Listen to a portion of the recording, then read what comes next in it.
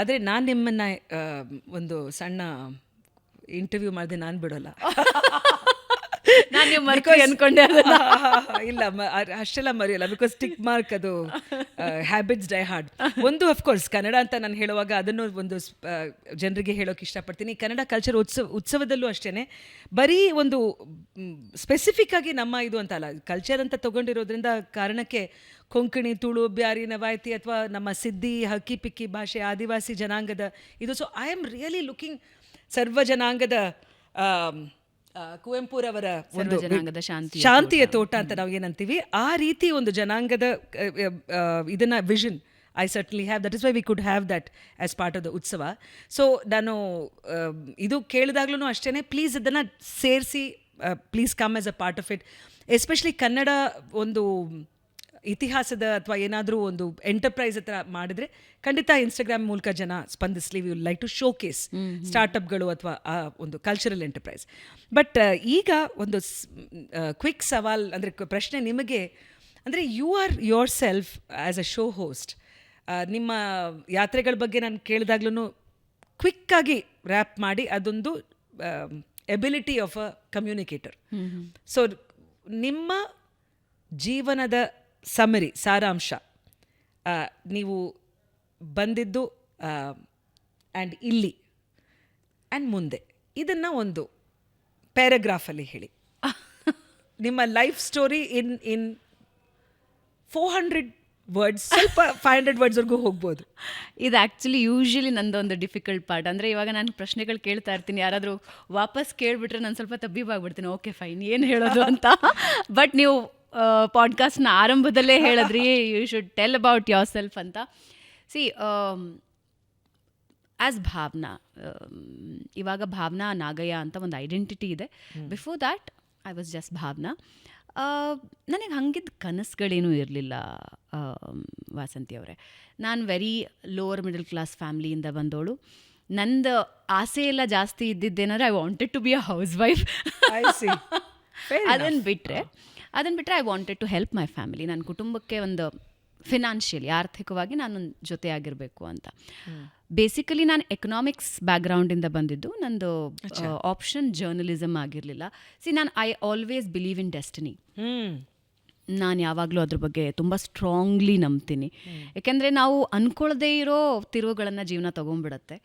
ನಾನು ಎಂಟರ್ಟೈನ್ಮೆಂಟ್ ಇಂಡಸ್ಟ್ರಿಯಲ್ಲಿದ್ದೆ. ಎಂಟರ್ಟೈನ್ಮೆಂಟಿಂದ ಏಕಾಏಕಿ ನನಗೊಂದು ಓಪನಿಂಗ್ ಸಿಕ್ತು ಸುವರ್ಣದಲ್ಲಿ ಜರ್ನಿ ಶುರು ಆಯಿತು. ಐ ಆಲ್ವೇಸ್ ಬಿಲೀವ್, ನಿಮಗೆ ಏನು ಕೆಲಸ ಕೊಡ್ತಾರೋ ಅಥವಾ ನಿಮಗೆ ಏನು ಚಾಲೆಂಜಸ್ ಬರುತ್ತೋ ಅದನ್ನು ಫೇಸ್ ಮಾಡಬೇಕು. At the same time you have to give your best. ಹಂಗಂದ ಮಾತ್ರಕ್ಕೆ ನಾವು ಯಾವಾಗಲೂ ಬೆಸ್ಟೇ ಕೊಡ್ತೀವಿ ಅಂತ ನಾನು ನಂಬೋದಿಲ್ಲ. That is wrong statement. ನಾವು ಅನ್ಕೋತೀವಿ ಬೆಸ್ಟ್ ಕೊಡಬೇಕು ಅಂತ. Sometimes it will be 60%, 80%, 90%, 100% sometime. ಅದು ಡಿಪೆಂಡ್ಸ್ ಆನ್ ದ ಸಿಚುವೇಶನ್, ಆವತ್ತಿನ ಮೈಂಡ್ ಸೆಟ್, ಇದ್ರ ಮೇಲೆ ಹೋಗುತ್ತೆ. ಬಟ್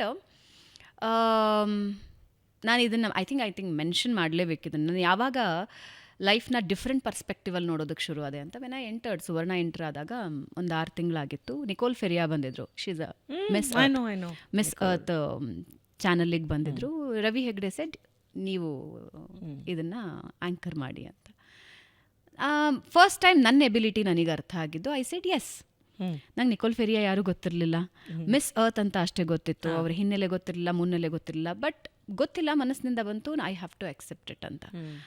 ಆಮೇಲೆ ರವಿ ಹೆಗ್ಡೆ ಅವ್ರಿಗೆ ಒಂಚೂರು ಡೌಟ್ ಆಯಿತು, ಅಥವಾ ಬೇರೆ ಯಾರಾದರೂ ಹೇಳಿ ಶಿ ಕಾಂಟ್ ಹ್ಯಾಂಡಲ್ ಇಟ್ ಅಂತ ಆಯಿತು. ಅವ್ರು ಬಂದು ವಾಪಸ್ ನನ್ನ ಕೇಳಿದ್ರು, ನೀ ಹ್ಯಾಂಡಲ್ ಮಾಡ್ತೀಯಾ ಅಲ್ಲ ಅಂತ. ಐ ಸೆಡ್ ಎಸ್, ನನಗೆ ಗೊತ್ತು ನೀ ಹ್ಯಾಂಡಲ್ ಮಾಡ್ತೀಯಾ ಅಂತ. ಅವ್ರು ಅವತ್ತೊಂದು ಕಾನ್ಫಿಡೆನ್ಸ್ ತುಂಬಿದ್ರು. ಆವತ್ತಿನಿಂದ ಇವತ್ತಿನವರೆಗೂ ನಾನು ಹಿಂತಿರುಗಿ ನೋಡಲಿಲ್ಲ. Thank you. ಅದನ್ನು ಯಾರೇ ಏನೇ ಹೇಳಿದ್ರು, ನೀವು ಹೋಗಿ ಅಲ್ಲಿ ಏನಾದರೂ ವರ್ಕ್ ಮಾಡಿಕೊಂಡು ಬಾ, ಒಂದು ರಿಪೋರ್ಟಿಂಗ್ ಮಾಡ್ಕೊಂಡು ಬಾ, ಆ್ಯಂಕರಿಂಗ್ ಮಾಡ್ಕೊಂಡು ಬಾ, ಒಂದು ಇಂಟರ್ವ್ಯೂ ಮಾಡ್ಕೊಂಡು ಬಾ, I will be very very very scared of it. ಮನ್ಸಿನಲ್ಲಿ ತುಂಬ ಜಾಸ್ತಿ ಭಯ ಇರುತ್ತೆ, ಹಿಂಗಾಗುತ್ತೋ ಏನಾಗುತ್ತೋ ಅಂತ. ಬಟ್ ಮನ್ಸು ಒಂದು ಹೇಳುತ್ತೆ, you have to accept it. This is the opportunity where you can explore yourself ಅಂತ. ಆಮೇಲೆ ಜಯಪ್ರಕಾಶ್ ಶೆಟ್ಟಿ ಅವ್ರನ್ನ ನಾನು ನೆನೆಸ್ಕೊಳ್ಳೇಬೇಕು. ಒಂದು ಸಲ, as I told you, journalism ಬ್ಯಾಕ್ಗ್ರೌಂಡಿಂದ ನಾನು ಬಂದಿರಲಿಲ್ಲ. ಚಾನಲಿಗೆ ಬಂದು 15ನೇ ದಿನಕ್ಕೆ ನನಗೆ ಲೈವ್ ಹಾಕಿದ್ರು. ಓ 16ನೇ ದಿನಕ್ಕೆ ಲೈವ್ ಚಾಟ್ ಹಾಕಿದ್ರು. ಹಾ. I was just preparing my self. ಒಂದು 2 ಸೆಕೆಂಡ್ 3 ಸೆಕೆಂಡಿನ ಲೀಪ್ ಆಯಿತು. ಅಲ್ಲಿ ಪ್ಯಾನಲ್ ಪ್ರೊಡ್ಯೂಸರ್ ಒಬ್ಬರು ಜೋರಾಗಿ ಬೈದರು. I started crying like anything. I called Jayaprakash Shetty and I said, sir ನನ್ನ ಕೈಲಿ ಆಗಲ್ಲ ಇದು, ಹಾಗೆ ಹಿಂಗೆ ಅಂತ. He just ರಶ್ಡ್. ಎಲ್ಲೋ ಇದ್ರು ಪಾಪ ಕೆಲಸದಲ್ಲಿ, ಬಂದರು. ಅವರು ಹೇಳಿದ ಒಂದೇ ಮಾತು, ಲೈಫಲ್ಲಿ ಇವತ್ತು ನಾನು ಹೋಗಿ ನಿನ್ನನ್ನು ಯಾರು ಬೈದ್ರು ಅವ್ರನ್ನ ಬೈಬೋದು, ಬಟ್ ನಾನು ಯಾವತ್ತೂ ನಿನ್ನ ಹಿಂದೆ ಇರೋದಿಲ್ಲ. ನಾನಲ್ಲ, ಯಾರೂ ಹಿಂದೆ ಇರೋದಿಲ್ಲ ನಿನಗೆ. You have to face your situations. Theatre ಬ್ಯಾಕ್ಗ್ರೌಂಡಿಂದ ಬಂದಿರೋದ್ರಿಂದ ನಂಗೆ ಸ್ಟೇಜ್ ಫಿಯರ್ ಯಾವತ್ತೂ ಇರಲಿಲ್ಲ.